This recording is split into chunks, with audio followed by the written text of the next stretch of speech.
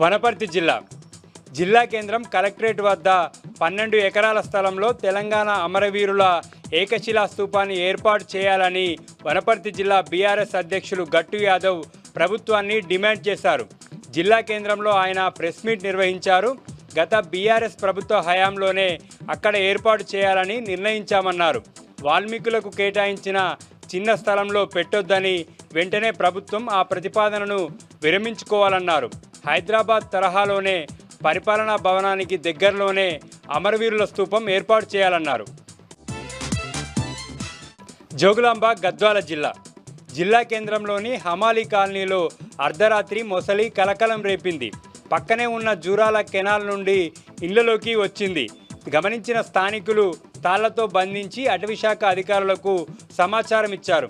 మొసలిని జూరాల ప్రాజెక్టులో వదిలారు అటవీశాఖ అధికారులు. జోగులాంబ గద్వాల ఐజ మండలం పులికల్ గ్రామంలో కొనుగోలు చేసిన ధాన్యాన్ని మిల్లులకు తరలించాలని రైతులు ప్రభుత్వాన్ని డిమాండ్ చేశారు. రోజుల తరబడి కొనుగోలు చేసిన ధాన్యాన్ని మిల్లులకు తరలించకపోవడంతో అకాల వర్షాలకు ధాన్యం తడిసి ముద్దవుతుందని రైతులు ఆవేదన వ్యక్తం చేస్తున్నారు. ఎక్కువ లారీలు పెట్టి ధాన్యాన్ని త్వరగా మిల్లులకు తరలించాలన్నారు. వందల బస్తాల ధాన్యం రోజుల తరబడి కొనుగోలు కేంద్రాల్లోనే ఉంటున్న అధికారులు నిర్లక్ష్యంగా వ్యవహరిస్తున్నారని రైతులు ఆవేదన వ్యక్తం చేస్తున్నారు.